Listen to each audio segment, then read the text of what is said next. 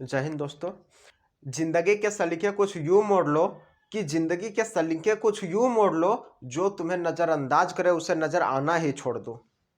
तो आइए आज के इस टॉपिक में हम लोग अकबर के बारे में जानेंगे। पहले हम लोग बाबर, हुमायूं और शेरशाह सूरी ये तीनों को देख लिया, अब हम लोग अकबर को देखते हैं। अकबर के जन्म कब हुआ था, मृत्यु कब हुई थी और इनके द्वारा किए गए महत्वपूर्ण कार्य और इनके युद्ध के बारे में जानेंगे इस टॉपिक में।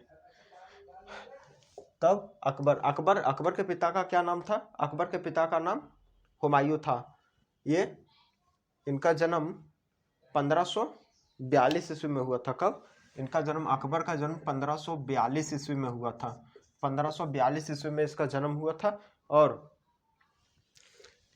ये गद्दी पर कब बैठे थे?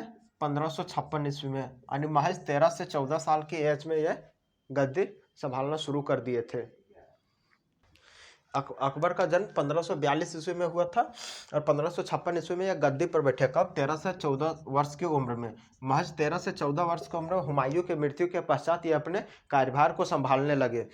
अकबर को जन्म देने वाली इसकी माँ का क्या नाम था? हमीदा बानो बेगम।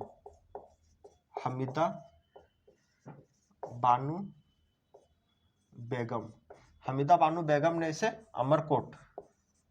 अमरकोट नामक स्थान पे जन्म दिया था। अमरकोट नामक स्थान पे जन्म दिया था किसे? अकबर को 1542 ईस्वी में। 1556 में ये राजगद्दी पर बैठे, महज 13 से 14 वर्ष की आयु में ये राजगद्दी पर बैठे 1556 ईस्वी में। तो इनका उस समय संरक्षक कौन था? बैरम खां। बैरम खां के बारे में बताया जाता है कभी कभी कि बैरम खां अकबर का जीजा जी लगते थे। किसी किसी बुक में मिलता है अकबर के मौसा जी लगते थे, फूफा जी लगते थे, बहुत तरह तरह के मिलते हैं। लेकिन रियली में बैरम खां अकबर के मौसा जी ही थे, यानी हुमायूं के साढ़ू थे बैरम खां। तो इसके संरक्षक के रूप में कितने दिनों तक काम किए? बैरम खां इसके संरक्षक थे। बैरम खां अकबर के संरक्षक थे, जो 1556 से, कब? 1556 से 1560 ईस्वी तक इसके संरक्षक बन के रहे। इसके संरक्षक बन के रहे। किसका? अकबर का। अब किसी ने अकबर को, एक तो अकबर बच्चा थे उस समय, 13-14 साल में क्या ही ज्ञान होता है आप लोग भी जानते ही होंगे। 13-14 साल का महज एक राजा, जिसे बैरम खां का सहयोग से ये अपना किसी प्रकार से कार्यभार संभाल रहे थे, उसी समय किसी ने इसको भड़का दिए। कब?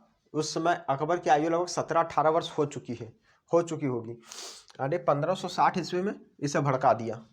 किसको? अकबर को किसी ने, और बोला कि ये दोनों पद से मिला हुआ है, तुमको राजा से हटाने की कोशिश कर रहा है। अकबर भड़क गए, लोगों की बातों में आ गए। बैरम खां को 1560 ईस्वी में अपने संरक्षक से पद से हटा दिए। ये उनको सेनापति भी रह चुके उनके, लेकिन इन्हें हटा दिया गया। जब इसका दिल टूटा तो ये रहने वाले थे नहीं। कोई जरूरी नहीं है कि हर किसी का लड़की ही दिल तोड़े। कभी कुछ अपने जिस पर हम लोगों को सबसे अधिक भरोसे होते हैं वो भी दिल तोड़ के चले जाते हैं। लेकिन अकबर बैरम खां को हटा दिया संरक्षक के पद से और सेनापति से भी हटा दिया। तो ये जब बोले, जब 1560 ईस्वी में हटाने के बाद जब हट ही गए तो हम यहाँ करेंगे क्या, तो ये मक्का के तीर्थ यात्रा पे निकले। कहाँ? मक्का के तीर्थ यात्रा पे निकल गए 1561 में इस मक्का के तीर्थ यात्रा पे चल दिए। तीर्थ यात्रा में जाने के दौरान एक युवक मुबारक खां, जिसका नाम क्या था? मुबारक खां नामक व्यक्ति ने इसके 1561 में टपका दिया, यानी इसकी हत्या कर दी तीर्थ यात्रा के दौरान। ऐसे बैरम खां कहाँ के रहने वाले थे? बदख्शां प्रदेश का। बदख्शां प्रदेश, वही जिसमें पहले हुमायूं सूबेदार था, जिसमें बाबर शासन कर रहे थे, उसमें हुमायूं सूबेदार था। कहाँ का? बदख्शां प्रदेश का। वही प्रदेश के रहने वाले थे। कौन? बैरम खां। इसको प्यार से क्या कहा जाता था? खानी बाबा। किन्हें? बैरम खां को प्यार से खानी बाबा कहा जाता था। 1556 ईस्वी में जब पानीपत का युद्ध हो रहा था। कौन सा युद्ध? 1556 ईस्वी में। 1556 ईस्वी में जब पानीपत का द्वितीय युद्ध हो रहा था, पानीपत का द्वितीय युद्ध, तो इनका नेतृत्व में, यानी बैरम खां ही ने अकबर और हेमू के बीच हुआ था। किसके किसके बीच? अकबर और हेमू के बीच हुआ था। बट बैरम खान ने अकबर की ओर से अहम भूमिका निभाई थी उस युद्ध में, और उस युद्ध को बैरम खान ने जीत लिया था, यानी कि अकबर ने जीत लिया था। हेमू की हार हुई थी इस युद्ध में, यानी अकबर वर्सेज हेमू, हेमू, और हेमू की हार हो गई थी उसमें। हेमू की हार हो गई थी इस युद्ध में। कौन सा युद्ध में? पानीपत की दूसरी लड़ाई 1556 ईस्वी में। अब हम लोग आगे देखते हैं। पानीपत का प्रथम युद्ध 1556 ईस्वी में हुआ था। इसको याद रखना बहुत जरूरी है, ये बहुत से पूछे जाते हैं क्वेश्चन, बहुत इंपॉर्टेंट है ये। हल्दी घाटी का युद्ध, कौन सा? हल्दी घाटी। हल्दी घाटी का युद्ध, हल्दी घाटी का युद्ध कब हुआ था? 1576 ईस्वी में। 1576 ईस्वी में जिस समय ये युद्ध हुआ था, उस समय अकबर का सेनापति मानसी और आसफ खां था। यह आसफ खां वही आसफ खां है नूरजहां का बड़ा भाई। हल्दी घाटी के युद्ध में वही दोनों के नेतृत्व में हल्दी घाटी के युद्ध जीता गया था। किसके किसके बीच हुआ था हल्दी घाटी का युद्ध? अकबर और हल्दी घाटी का युद्ध अकबर वर्सेस महाराणा प्रताप। महाराणा प्रताप मध्यकाल के वो शासक थे, महाराणा प्रताप मध्यकाल के वो शासक थे जिन्होंने हारना स्वीकार नहीं किया, यानी कि वो हार जाते थे लेकिन खुद को कभी सरेंडर नहीं किया। महाराणा प्रताप की मृत्यु 1597 ईस्वी में। कब? 1597 ईस्वी में धनुष पर प्रत्यंचा चढ़ा रहे थे। धनुष पर प्रत्यंचा चढ़ाने के कारण उसको अंदरूनी चोट लग गया था, और अंदरूनी चोट लगने के कारण इसकी मृत्यु हो गई 1597 ईस्वी में। उस समय इसकी राजधानी कहाँ थी महाराणा प्रताप की? कुंभलगढ़। अकबर वर्सेस महाराणा प्रताप, जिसमें अकबर की हल्दी घाटी के युद्ध में जीत हो गई थी, और इसमें इसका नेतृत्व तो कौन कर रहा था? मानसी, सेनापति मानसी था। मानसी और आसफ खां, आसफ खां, यह दोनों मेन रोल प्ले किए थे इस युद्ध में। बहुत अहम भूमिका थी ये दोनों की। महाराणा प्रताप के घोड़ा का नाम था चेतक। महाराणा प्रताप का घोड़ा था, उसका नाम था चेतक, और हाथी का नाम था राम प्रसाद था, जो स्पेशल जो महाराणा प्रताप रखते थे। अब हम लोग देखते हैं अकबर के दरबार के मंत्रियों के बारे में। तानसेन एक बहुत ही फेमस जाने माने कौन थे? संगीतकार थे। तानसेन एक संगीतकार थे अकबर के दरबार में, जाने माने संगीतकार थे तानसेन। जब अकबर गुजरात को जीते, कब? जब अकबर गुजरात को जीते तब उन्होंने पुर्तगालियों से मिला, और वही गुजरात में ही अकबर अपने जीवन काल में सर्वप्रथम समुद्र को देखा था। कहाँ? गुजरात में सर्वप्रथम अकबर ने समुद्र को देखा। गुजरात, वहां पे समुद्र को देखा अपने जीवन काल में। हम लोग जानते हैं अकबर के मंत्रियों के बारे में। अब हम लोग इसके मंत्रियों के बारे में जानते हैं जिन्हें नवरत्न कहा जाता था। क्या? अकबर उन्हें नवरत्न के नाम से संबोधित करते थे। उन्हें नवरत्न में 9 मंत्री टोटल आते थे, जो किसी न किसी खास में सभी प्रमुख थे।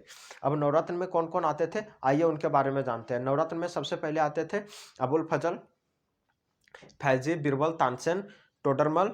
राजा टोडरमल के बाद अब्दुल रहीम खाने खान, फकीर अजीरुद्दीन, उसके बाद मुल्ला दो प्याजा, ये सभी आते थे, और राजा मानसी, ये सभी उनके मतलब कि नवरत्न में आते थे।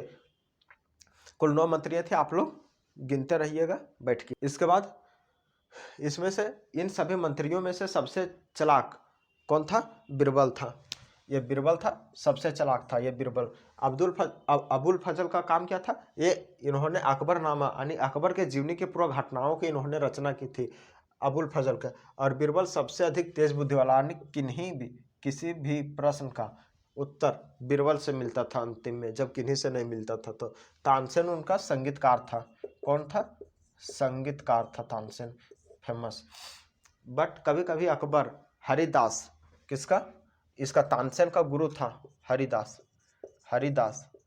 हरिदास के कुटिया पर भी गाना सुनने के लिए यानी संगीत को सुनने के लिए चल जाते थे। हरिदास के कुटिया पर भी कौन?